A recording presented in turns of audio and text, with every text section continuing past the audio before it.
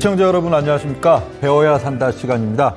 이제 5월달 배워야 산다 시간 되겠는데요. 자, 오늘은 지금 타이틀부터 지금 보면요. 오늘의 타이틀은 강한 것이 약해지고 약한 것이 강해지는 시기다 이렇게 돼 있는데요. 이게 시장도 그렇고 종목도 그렇고 그 시점마다 좀 이런 유행이라고 해야 될까요? 좀 절기 뭐 그런 게 있어요.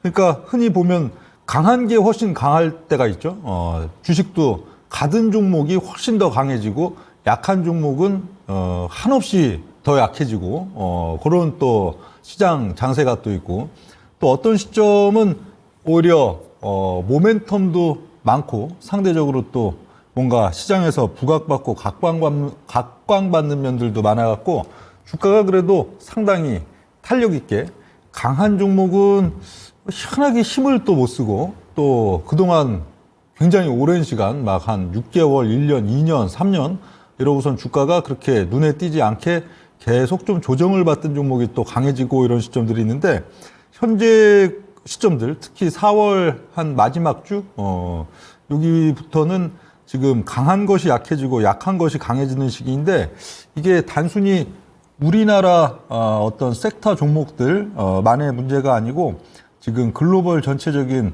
큰 자금의 이동 흐름 그런 것과도 상당히 지금 연관성이 있기 때문에 오늘 타이틀은 이렇게 지금 가져갔고요. 여기에 대한 설명은 잠시 후에 드리고 자, 오늘도 이제 지수부터 한번 보겠습니다. 일단 시황 한번 가고 시황 그리고 오늘 주제 종목 이런 순서로 오늘도 보겠는데요. 요즘은 운용력이 하루하루 날짜별로 지금 하루하루 날짜별로 좀 예측을 드리는 지난주랑 이번 주 거 그렇게 지금 드리고 시황은 사실 운용력이 굉장히 뭐 안 다루다가 방송에서 얘기를 안 드리다가 3월 31일부터 이제 드렸죠. 그러니까 시황이라는 게 사실 의미가 없어요. 시장 지수가 뭐 오르고 내리는 게 뭐 큰 의미가 있나요? 종목이 탄력 있게 잘 가면 되고 하는데 시황으로 인하여 종목들이 뭐 센 종목, 약한 종목 할 것 없이 굉장히 약해지는 구간 그런 데는 이제 시황을 신경 써야 되기 때문에 3월 31일 날 밤부터 4월 달 되면 이제 지수 4월 17일까지 이제 좀 줄줄 빠진다. 코스피 기준으로는 2,600포인트. 이런 식으로 지수가 좀 줄줄 빠진다. 그렇게 이제 얘기 드린 게 3월 마지막 날이었고. 그리고 이제 4월 17일 지나서는 이제 지수 신경 쓸 거 없다. 일단 기본적으로 종목이다. 종목.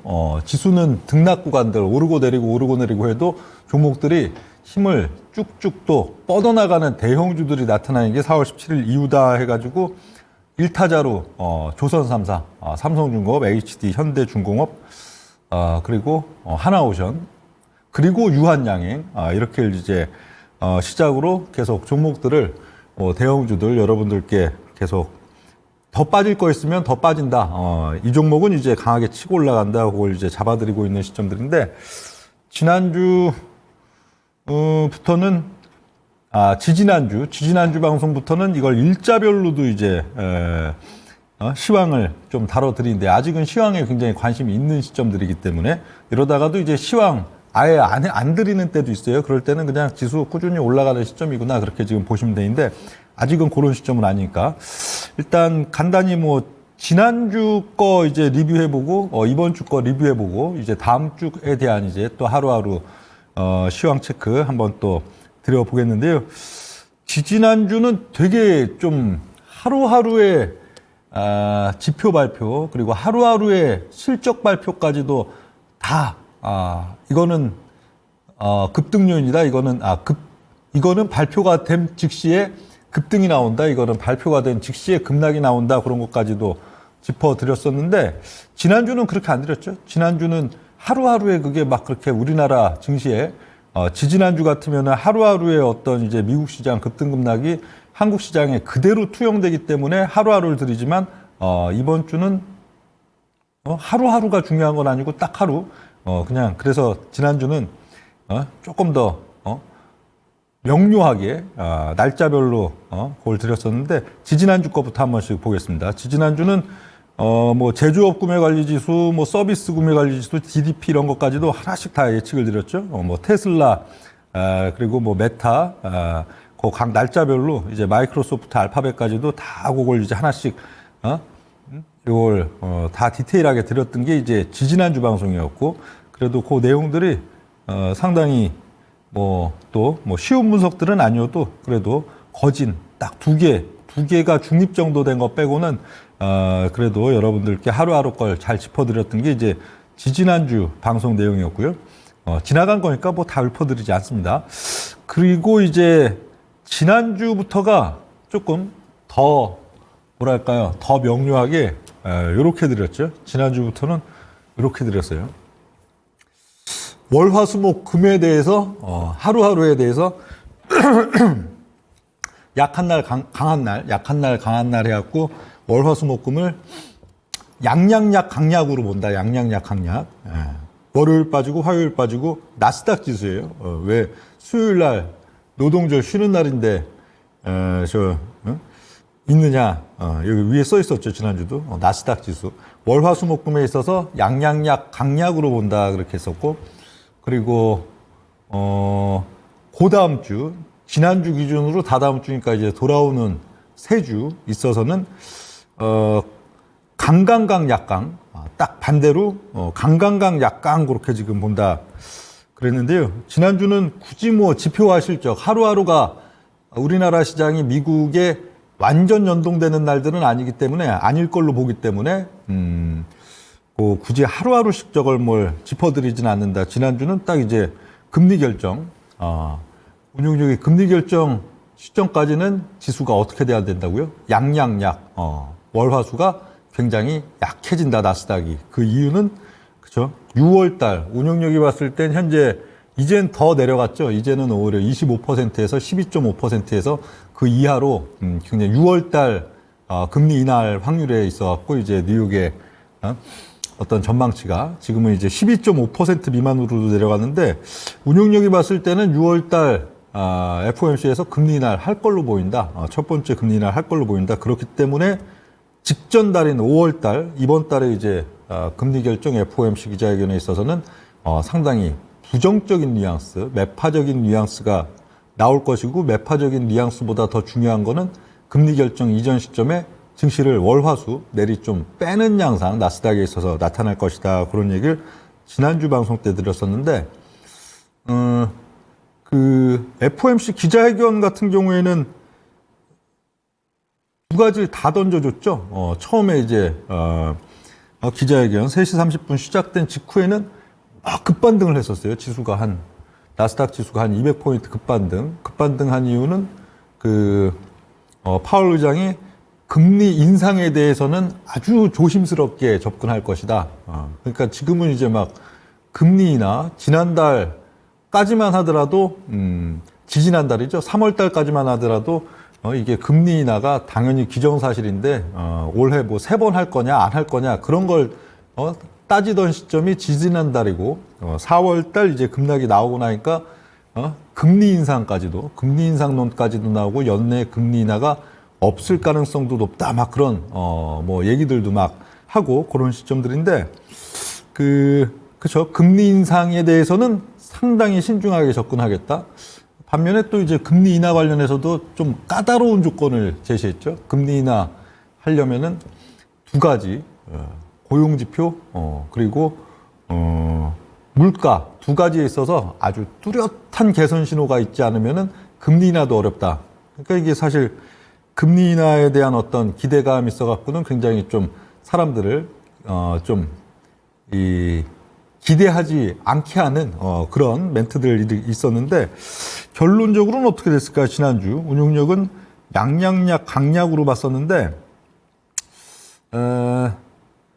이번 주도 역시 거의 맞긴 맞았어요.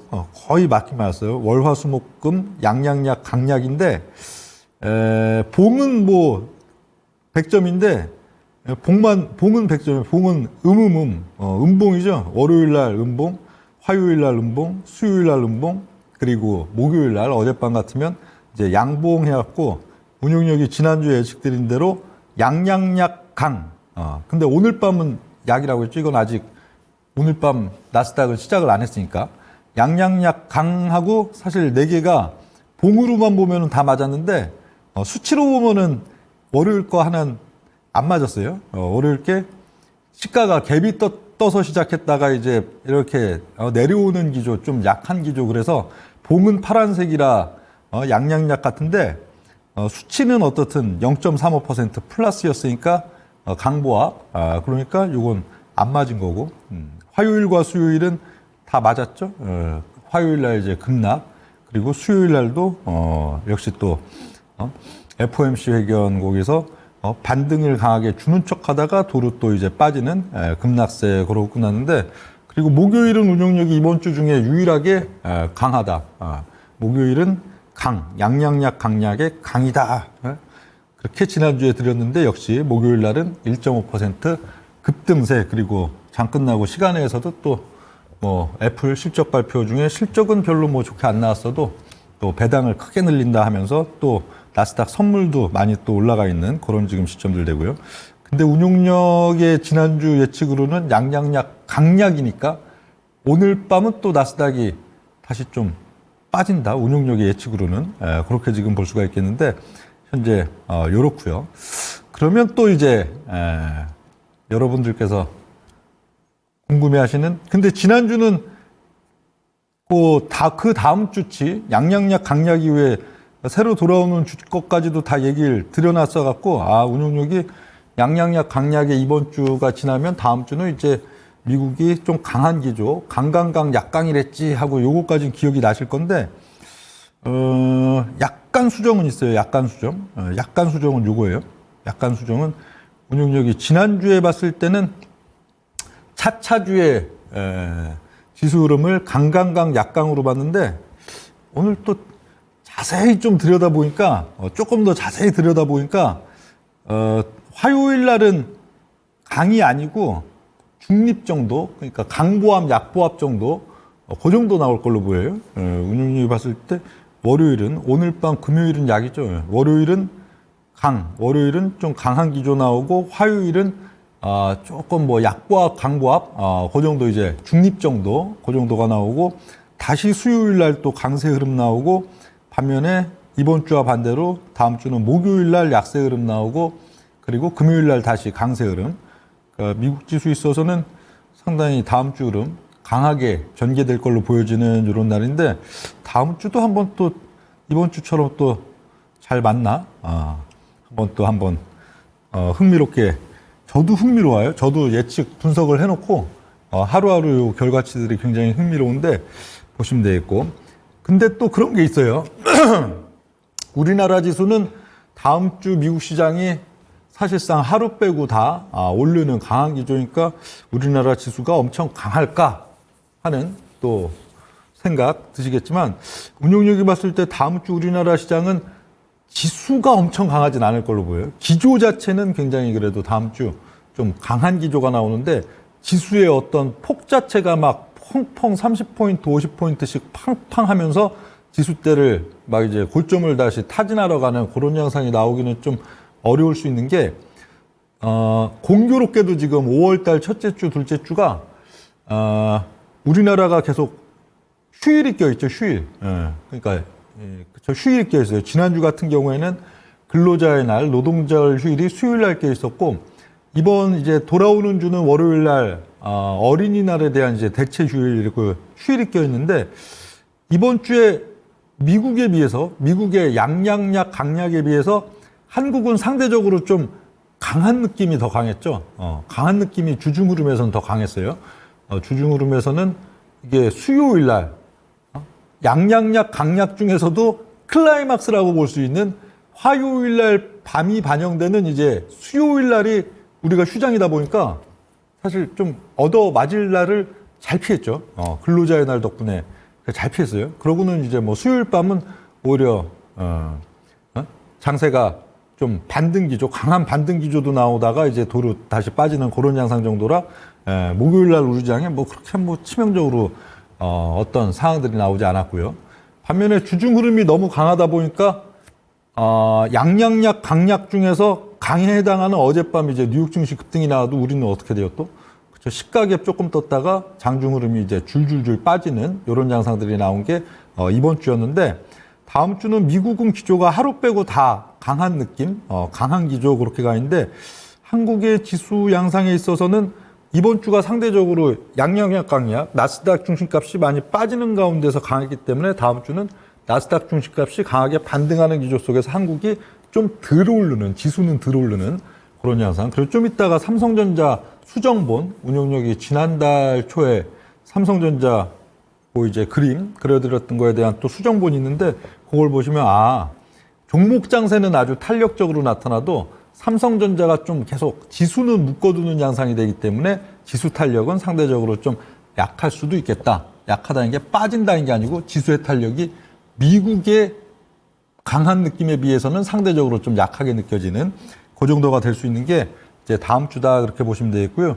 다음 주는 뭐 지표 발표 이런 것도 뭐 별다른 게 없어요. 예, 별다른 게 없어요. 오늘 밤은 뭐 이제 고용 관련된 어떤 지표들 그런 것들 이제 있고 다음 주는 거의 없죠. 뭐 월요일, 뭐 화요일, 뭐 수요일, 목요일 날 뭐 실업수당 청구권 수보 이런 거 뭐 좀 뭐 그래 그렇게 뭐 저 중요한 것도 아니고 근데 이렇게 없다는 게 뭐냐면 또 그렇게 보여요. 운용력의 예측으로는 다음 주가 강중강, 약강 해갖고 좀 강한 기조인데 미국한테 가장 반가운 건 뭘까요? 미국 증시가 가장 사람들은 지금 어때요? 뭐 한국의 이제 서학개미 분들도 그렇지만 미국의 이제 뭐 또 대중 투자자들이나 사람들도 너무 무서워서 막 팔고 싶다. 막 팔고 싶은 게 지금 포커스가 아니라고요. 사람들은 주로 다 사고 싶어요. 서학개미 분들도 사고 싶고 미국의 대중 투자자 분들도 사고 싶어요. 기본적인 기조가. 사고 싶은데 뭘 하고 있는 거예요? 다 좀 기다리고 있는 거예요. 왜? 그게 좀 뭔가 자꾸 뭐 지표 발표 나오고 저거 하면 지수가 좀 계속 빠지는 힘이 더 강하니까 뭔가 내가 샀을 때 현재 밤에 또 그쪽은 밤이 아니죠. 주식이 빠지면 기분이 나쁘니까 타이밍을 계속 다 기다리고 있는 그런 지금 상황들이거든요. 그럼 타이밍은 기다리고 있는데 이 뭐 지표 발표, 뭐 실적 발표도 이제 중요한 것들 다 지나갔지만 이런 거에 따라 그냥 퉁퉁 빠지니까 무서워서 대기를 하고 있어요. 그럼 가장 좋은 소식은 뭘까요? 가장 좋은 소식은 이런 국면에선 무소식이겠죠. 아무것도 없는 거, 변수가 없는 거예요. 뭐 지표 발표에 대한 어떤 변수, 뭐 이런 것들로 뉴욕 증시, 뭐 한국 시간으로 봤을 때는 뭐 9시 30분 이런 시간에 뭘 발표해서 그 발표에 따라 또 퉁 빠지고 이런 게 없을 수 있는 상황이다 하는 게 어떻게 보면 사람들은 사고 싶으니까 일단 막 사고 반등이 나오고 강하고 그럴 수 있는 조건들이 돼 있는데 이런 시점이 다음 주라 오히려 좀 강할 수 있는 그런 면들이 또 있나 봐요. 운용력의 뭐 다음 주 강중강 약강에 있어서의 분석은 이런 뭐 지표적인 차원 뭐 여러 가지 또 차트적인 차원 뭐 여러 가지 왜 자꾸 여러 가지라고요. 그리고 뭐 또 미국의 지수를 구성하는 대표주들이 어떤 지금 시점이고 어떤 지금 또 상황들인가 그거에 대한 분석들을 종합해서 가는 건데 다음 주는 왜 아무것도 없는데 이렇게 좀 강하다고 나오지? 거꾸로 생각해 보면 무소식이기 때문에 얼마든지 대중들이 일단 이번 주만큼은 주식을 그냥 편하게 살 수가 있다. 어떤 발표 나와서 툭툭 막 빠질 게 없다. 이런 상황들이 또 전개될 수 있는 게 하나의 모멘텀이다. 증시가 참 재밌죠? 어떨 때는 아무것도 없어서 증시가 오를 수 있는 시점도 있는 거예요. 이렇게 발표들이 없어서. 그리고 뭐 뭐니 해도 다음 주보다는 이제 다다음 주에 소비자 물가 지수, CPI 발표는 당연히 중요하겠죠. 왜 중요할까요? 파월 의장이 어제 새벽에 그랬으니까 어제 새벽에 딴 거 없고 금리 인하하려면은 난 딱 두 개만 봐.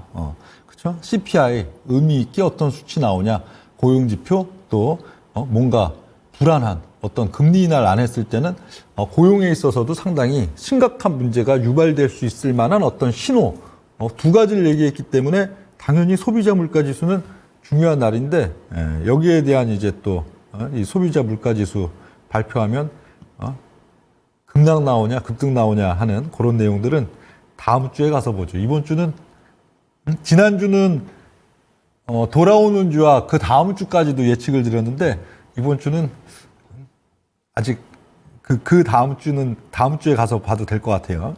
굳이 뭐 다음 주 오늘 볼 필요까지는 없잖아요. 보일 때는 그렇게 또 저거 해드린 거고.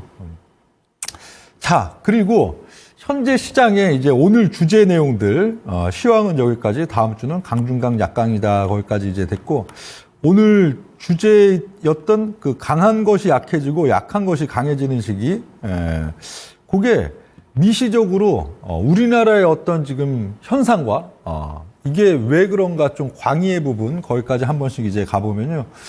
단순히 이래요. 우리나라 같은 경우에도 똑같은 예를 들어 이제 자동차 부품 계열의 회사다 하더라도 이것도 운용력이 다 배워야 산다 해서도 요거 미리 앞으로 이렇게 될 걸로 보인다 하고 종목들 다 그림 그려서 또 내용 설명까지 해드린 그런 종목들인데 특이하게 현대모비스와 HL만도 여러 종목들 이제 보여드리면서 같은 자동차 부품주인데 현대모비스는 오히려 그때 4월 초니까요. 4월 중순이었군요. 계속 오히려 4월달, 5월달 빠지는 그림이 나오고 HL만도 같으면은 정말 세상 사람들 누구도 관심이 없을 정도로 축 늘어져서 그냥 바닥에서 빈둥빈둥거리고 있는 기업인데 HL만도는 오히려 한 6월달 중순까지 42,000원. 이때 주가가 3만 한 3,000원 그랬네요. 33,000원. HL만도는 그래도 한 30% 이상, 주가가 또 강하게 오를 걸로 본다, 이렇게 예측까지 드렸었는데, 이번 주도 보면은, 현대 모비스는 같은 자동차 부품 계열이어도 좀 줄줄 흐르죠. 지금 보면, 반등 조금 나오려고 하면 또 두들겨 맞고, 반등 또 좀 나오려고 하면 또 두들겨 맞고 막 줄줄 흘러요. 그리고 42,000원, 가만히 있다가 팍 치고 가서 이제 42,000원까지 밀고 올라간다 했던 HL 만도, 만도 같은 경우에는 진짜로 이번 주 또 폭등이 나왔죠. 월요일 날, 갑작스럽게 또 폭등이 나오더니, 주가가 그날, 당일날 거의 한 17%. 요즘은 대형주들도 이렇게 가는 날은 강하게 가요. 만도 시가총액 많이 내려와서 대형주로 보기에도 좀 교다니는데도 많이 또 줄었군요. 같은 종목이어도 또 그래요. 근래 보면 조선주 그때 4월 17일자로 운용력이 얘기 드리고선 그 다음날부터 이제 조선주 치고 갈 때도 거의 10%대 이상 그냥 팍 하고 치고 올라가고 그러고도 이제 또 그 다음에 또 급등 나오고 그런 단계가 되는데 그 대형주들도 가는 날은 이렇게 세게 가 있는데 만도는 거의 17% 급등하고도 또 주중에도 계속 또 강하게 그래서 42,000원을 일단 제시드렸는데 그거 치려고 좀 준비를 하고 있는 그런 지금 시점들 되고 있는데 이게 같은 섹터의 종목들도 이렇게 중장기 낙폭과도 이건 중장기적으로 계속 그냥 줄줄줄 빠졌었죠. 그냥 줄줄줄 지금 22년도, 23년도 계속 빠지고 일간 차트 안에서도 그냥 굉장히 많이 빠져 있는 그걸로 돼 있고 모비스는 작년 연말 같은 경우에 연말과 올 상반기 바로 직전 이제 4월 초까지만 해도 상당히 그래도 강했던 그 종목인데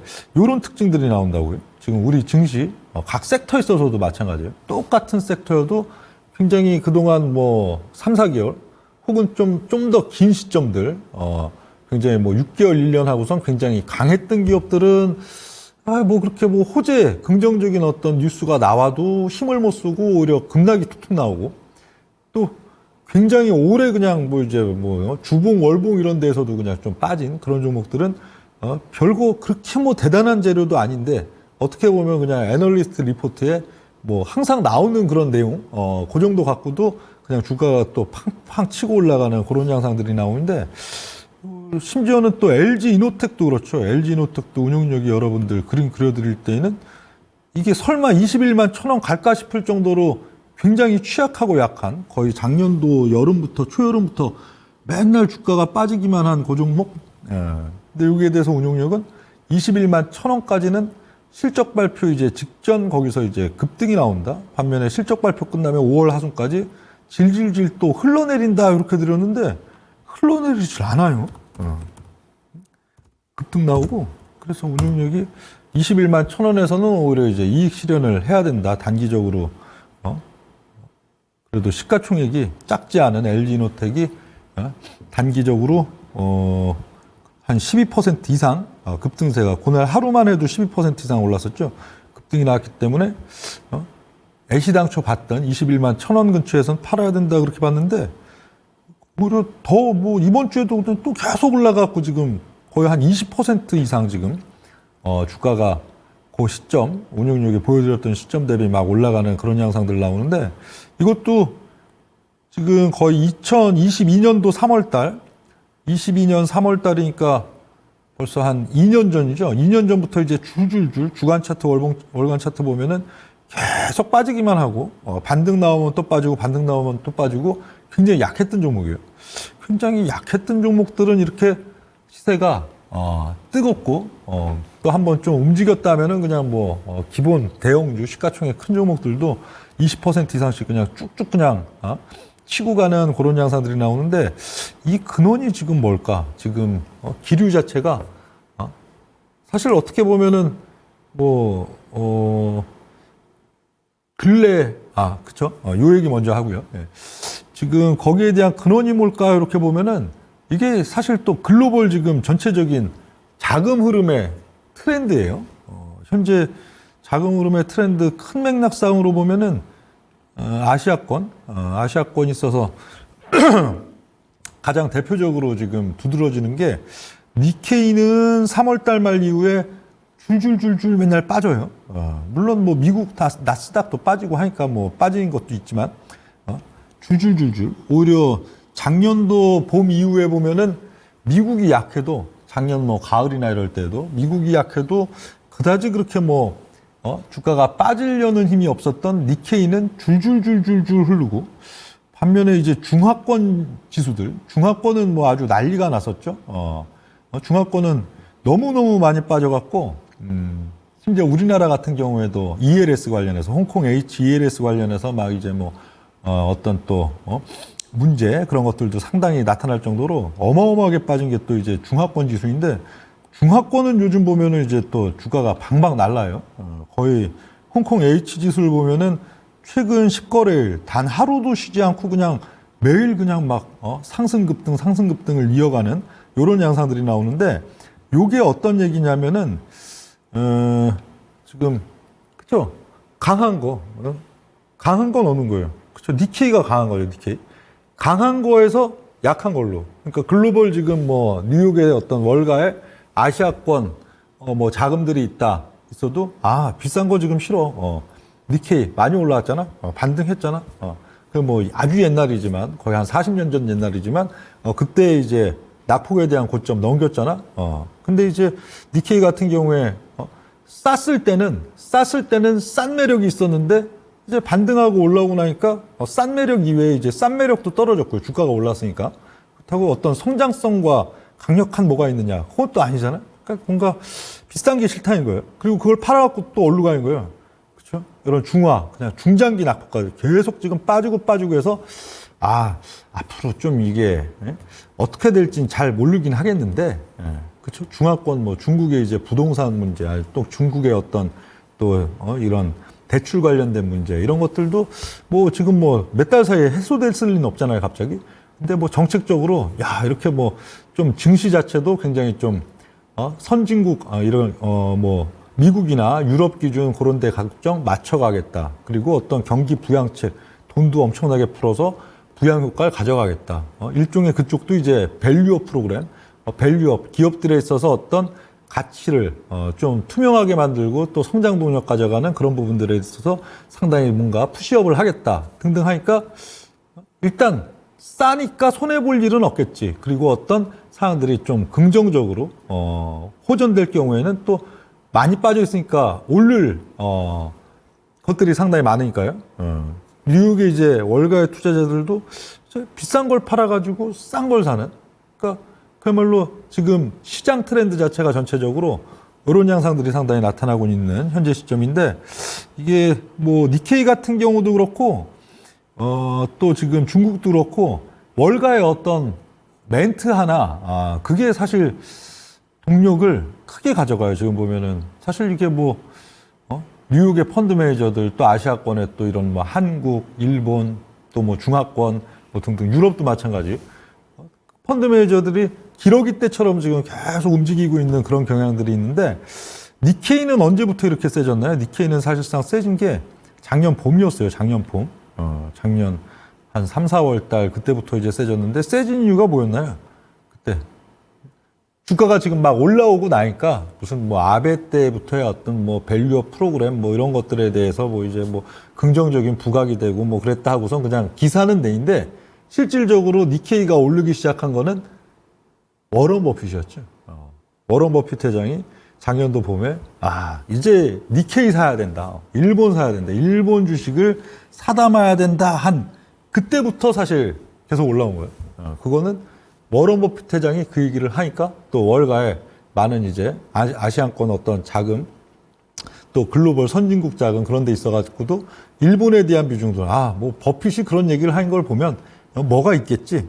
뭐 사서 뭐 지금 뭐 마땅히 살 것도 없는데 일본 주식 늘리자 하다 보니까 또 이게 일본 이제 버핏이 그 얘기한 이후로 거의 한 1년 동안에 지수가 이렇게 또 강하게 올라오는 이런 면들이 있었고요. 반면에 요즘은 왜 니케이를 팔아서 또 중하권을 주로 이렇게 살려고 하느냐.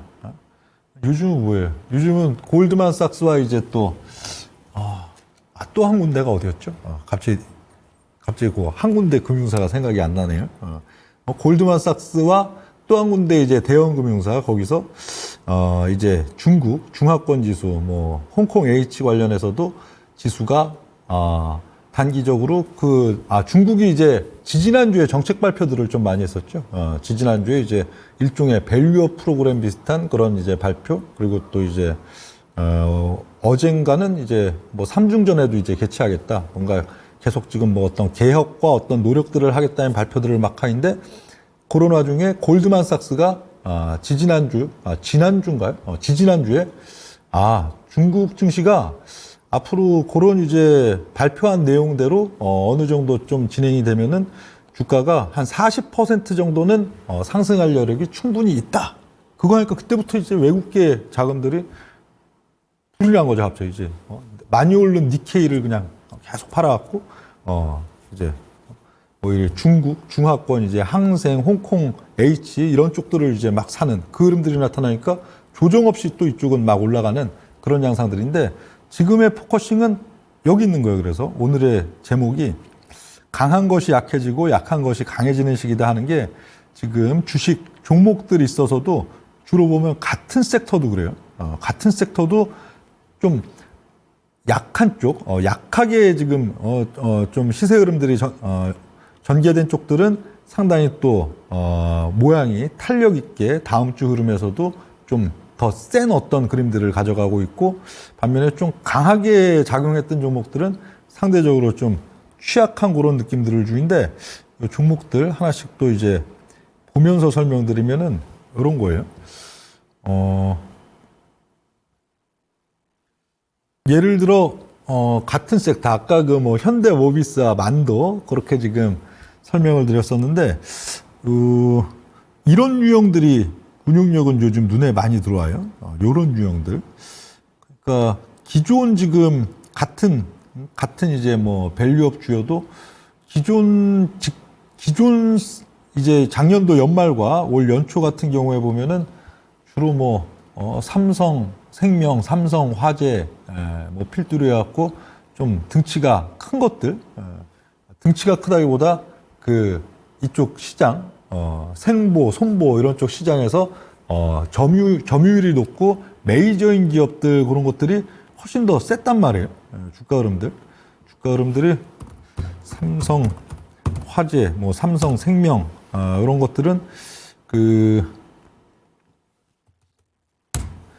최근 뭐 밸류업 관련해서도 주가가 굉장히 무거운 종목인데 크게 강하게 또 올라가고 그러다 보니까 현재 시점 어떤 모양새들은 좀 어때요?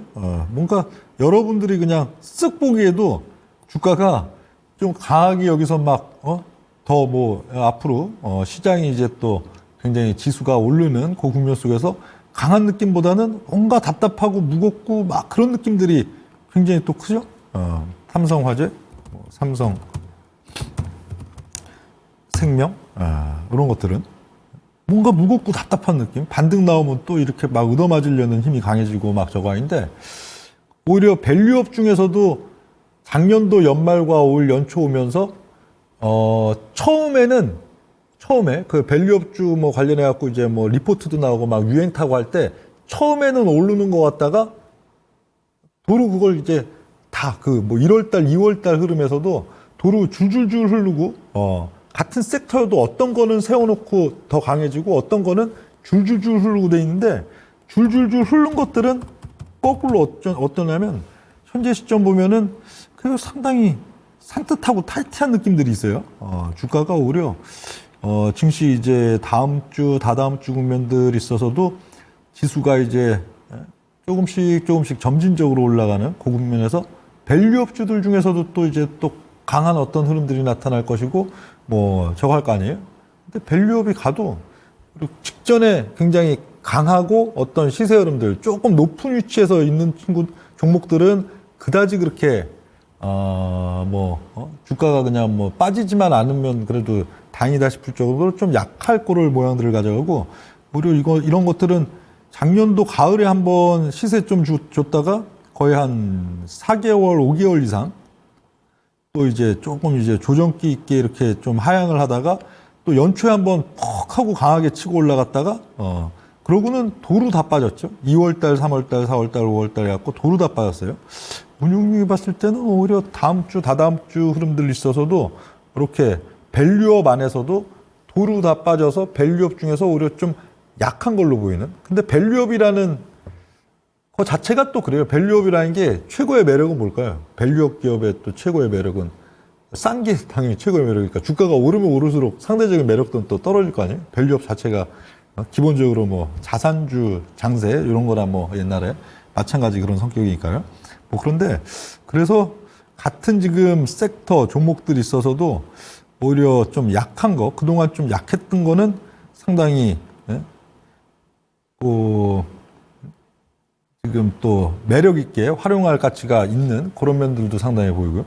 그래서 이번 주에 새로 또 분석드린 여러 종목들 중에서 보면은 하나생명 이런 거는 전혀 뭐 비인기고 저거 하인데 운용력이 봤을 때는 밸류업주에 있어서 이제 새로운 다크호스가 될 가능성이 있다. 이게 지난주 일요일 날 발표드린 건데 그러고선 여기 공간을 약간 이렇게 두고 공간도 두고 그 시점 주가에 비해서도 조금 낮은 단계 해갖고 화살표를 이렇게 또 그려놨었죠. 그랬더니 이번 주 흐름에서 오늘 보세요. 어제 오늘 슬쩍 이렇게 눌렸죠. 그래서 다음 주 정도 보면은 하나생명 이런 것들도 굉장히 좋은 타점 주중 흐름에서 그게 나올 가능성이 상당히 많다. 그렇게 지금 보여지는 거고 또 보면은 밸류업 라인이 있어서도 역시 다 요즘 좀 약한 것들이 주로 그렇게 그림들이 잘 잡히는데 요것도 밸류업의 새로운 다크호스가 될 가능성이 있다 하고선 뭐 딴 거 다 필요 없는 거예요. 밸류업 주면은 뭐 일단 PBR 낮으면은 주가가 계속 중장기적으로 맨날 빠지고 또 빠지니까 PBR이 이렇게 낮겠죠. 청산가치로 또 한 6분의 1, 7분의 1 수준이다 그러는데 이런 섹터들은 또 그래. 이마트나 뭐 이런 것들은 어떤 뭐 설비, 어떤 생산 설비에 그냥 막 몇천억씩 그냥 뭐 이렇게 붓고 물건이 잘 안 팔리고 하면은 이제 그게 생산 설비가 그냥 감가상각 그냥 다 되고 그런 쪽도 아니잖아요.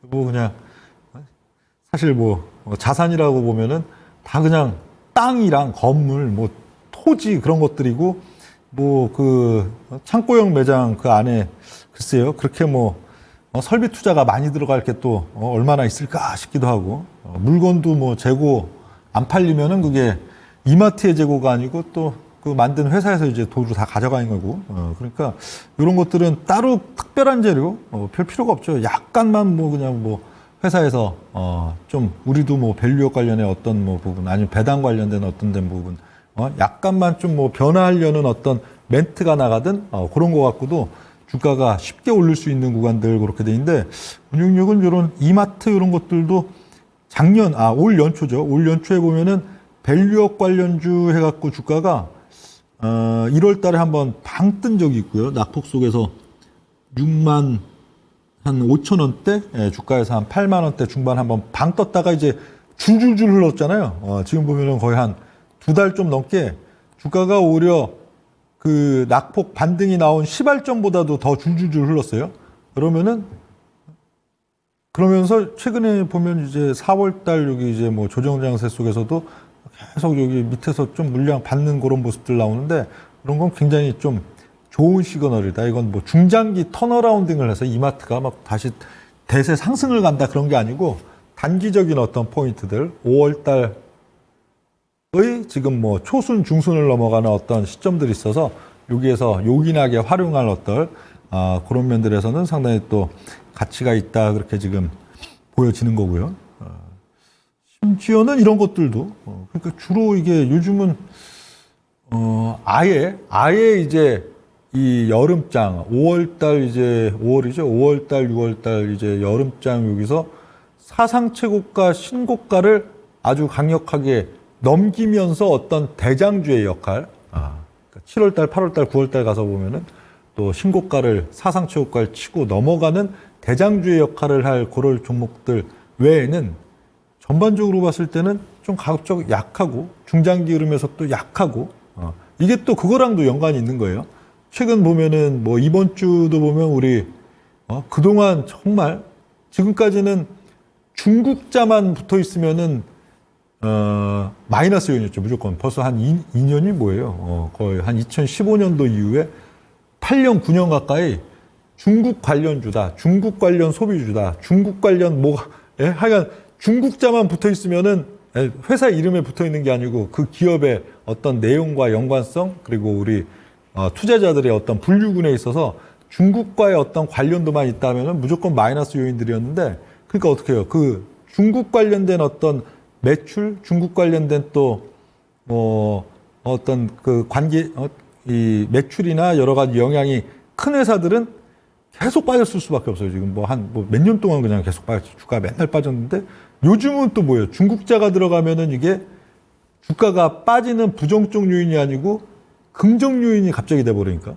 흔히 얘기하면 이건 뭐 실적의 턴어라운딩보다도 이슈의 턴어라운딩이다 그렇게도 볼 수 있는데 요즘은 글로벌 자금들이 강한 니케이 팔아서 약한 중국 항생을 그냥 쓸어 담는 그런 구조가 되다 보니까 그럼 뭐예요?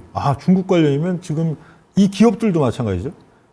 홍콩 H지수가 줄줄줄 그냥 몇 년 동안 맨날 빠지듯이 주로 이 중국 관련 어떤 부분들이 있는 기업들은 중장기적으로 굉장히 약한 상태인데 중국과의 부분들이 오히려 어떤 기대감 이런 것들로 지금 작용을 하니까 주로 어때요? 지금 완전히 근래 쳐다보지도 않던 엔터테인먼트, 음식료, 소비 관련주, 심지어 화장품, 아모레 퍼시픽이나 이런 거는 지금 실적 효과가 바로 나오는 것도 아닌데 주가가 또 단기적으로 한 20-30% 이상 빵빵 또 치고 가고 그런 양상들이 나오는 부분들이 되는데 지금 요게 하나의 특성인 것 같아요. 그게 꼭 중국 연관도가 아니고도 주로 약한 거, 중장기적으로 굉장히 약한 것들이 사실 차트도 보면은 굉장히 좀 산뜻하게 그렇게 좀 많이 만들어진 게 근래의 시점들, 주가도 그쪽들이 오히려 쉽게 또 방방 뜨는 그런 면들이 있고 하고요.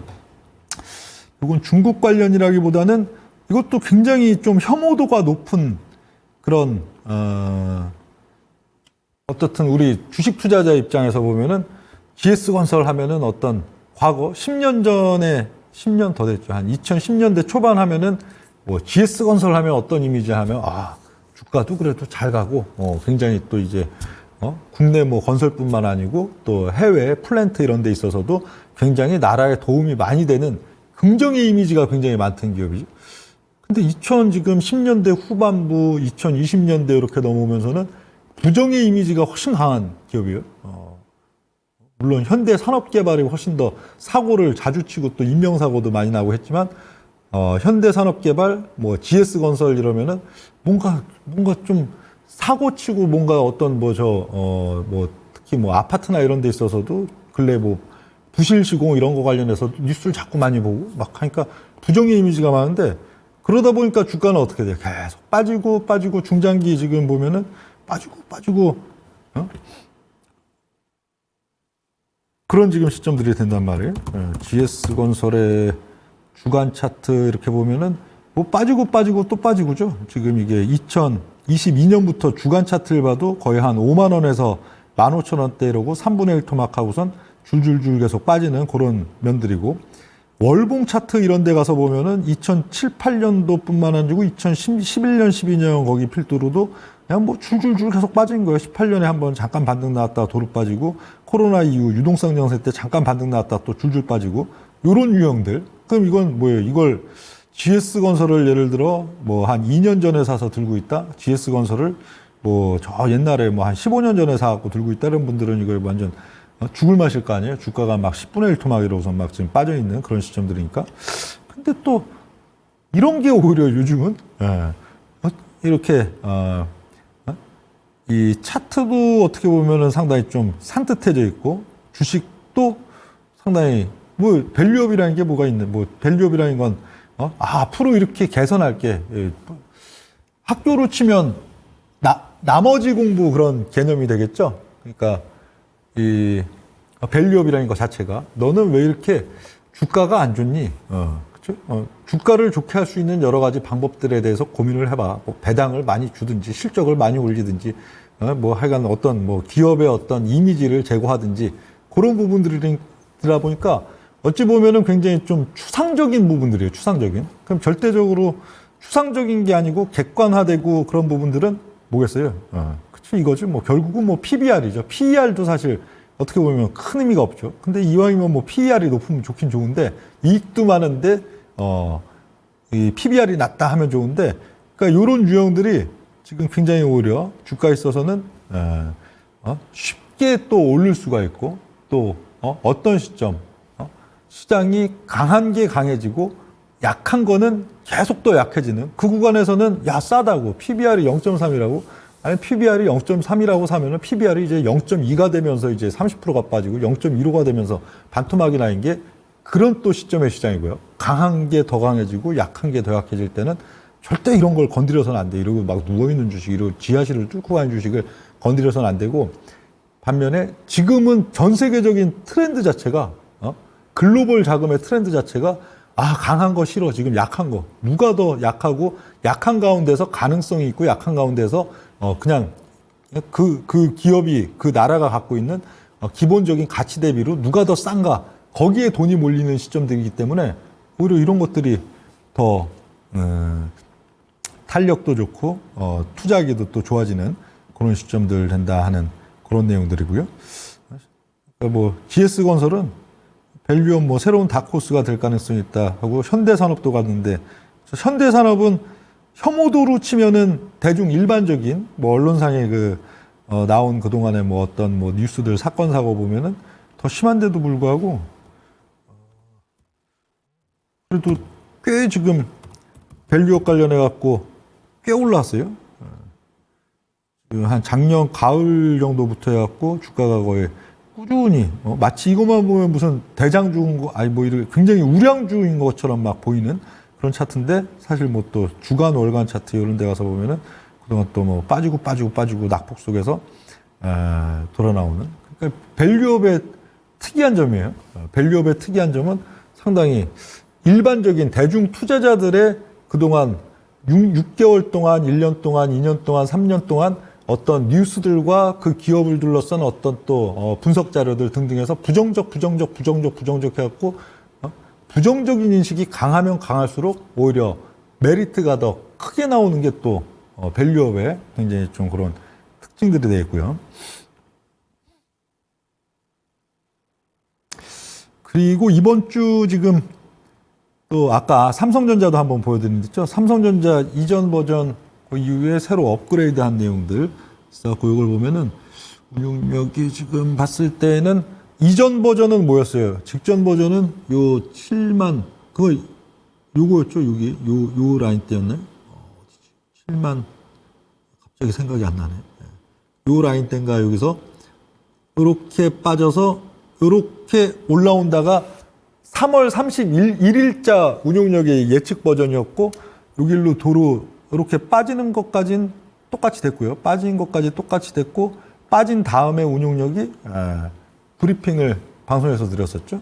이렇게 3월 31일 날은 쭉 빠졌다 다시 올라갈 걸로 보이는데 쭉 빠졌다가 그냥 좀 반등은 그래서 최소 한 3개월 정도 이후에 가갖고 반등이 밑에서 왔다 갔다 한다 그런 얘기들 드렸었는데 지금 봤을 때는 삼성전자에 있어서 조금 이제 보이는 부분들이 요 이후 시점 지금 보면 주가가 조금은 더 저점을 낮출 걸로 보이고요. 여기 5월달, 6월달 있어갖고 한 73,000원 저점을 조금 낮추는 구간 가져가고 그 이후 구간에서도 이러고 이제 반등 또 등락하다가 한 6월 중순 정도에 반등세가 나오고 추세가 돌아 나오는 것 같다가 슬쩍 꺾어주는 시점, 거기서는 다시 또 이제 추세적으로 그래도 한 3주 정도 동안에 주가가 정고점 향해서 밀고 올라가는 그 시점이 될 수 있을 걸로 보이기 때문에 요거는 삼성전자를 좋아하고 투자하시는 분한테도 어떤 뭐 활용할 수 있는 부분이 있는가 하면 지수에 있어서도 어떤 성격인지가 보이는 거죠. 지수도 대략 이번 달 그리고 한 6월 달 초중순 거기도 삼성전자가 그렇게 강하게 오르진 못하니까 지수의 수치 자체는 막 쫙쫙 안 올라가 있는데 삼성전자가 이렇게 조금 희생을 해주니까 지수에 있어서 지수는 그렇게 크게 안 올라가도 종목들, 그렇죠? 시가총액이 커도 대중들이 주로 많이 투자할 수 있는 그런 종목들의 장세는 훨씬 탄력적이고 역동적이고 또 종목들이 잘 뻗어나갈 수 있는 그런 면들의 또 장세가 된다 하는 것까지도 보시면 되겠고요.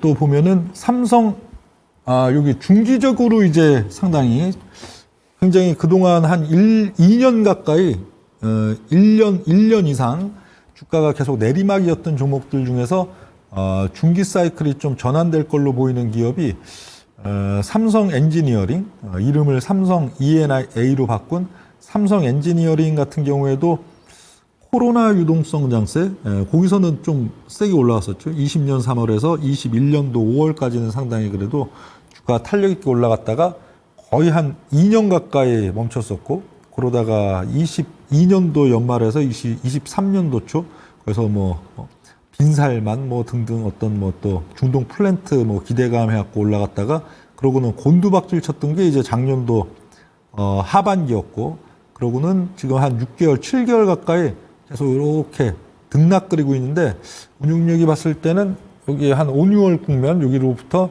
올 하반기 국면이 있어서는 삼성 엔지니어링, 삼성 E&A가 다시 이제 또 신고가 정고점을 이제 향해서 또는 그 이상으로 뻗어나가는 지금 시발점이 될 가능성이 높다 이렇게 보기 때문에 중기적인 투자에 있어서 활용 가치 상당히 있는 게 삼성 엔지니어링, E&A 그리고 뭐 한국항공우주 이런 류의 종목들이다 하는 내용들 되고요.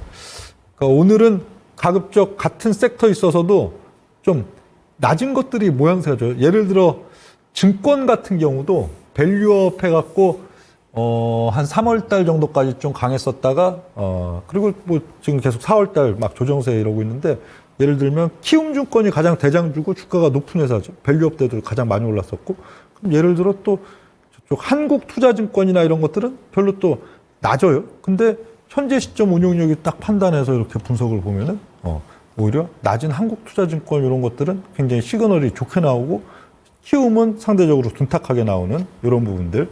오늘의 내용은 이거였습니다. 네, 이거. 자, 오늘 이제 배워야 산다 방송은 이 정도 또 마무리 드리고요. 이번 주도 유튜브 스트리밍이 이번 주 연휴 시점이라 월요일 날 드릴까 하다가 그냥 일요일 월요일이 아니고 일요일이에요. 5월 5일 일요일 날 저녁 7시 저녁 7시가 아니고 저녁 9시 저녁 9시에 토마토 증권통 실시간 라이브에서 또 뵙도록 하겠습니다. 자, 오늘 방송 이 정도 마무리 짓겠습니다. 감사합니다.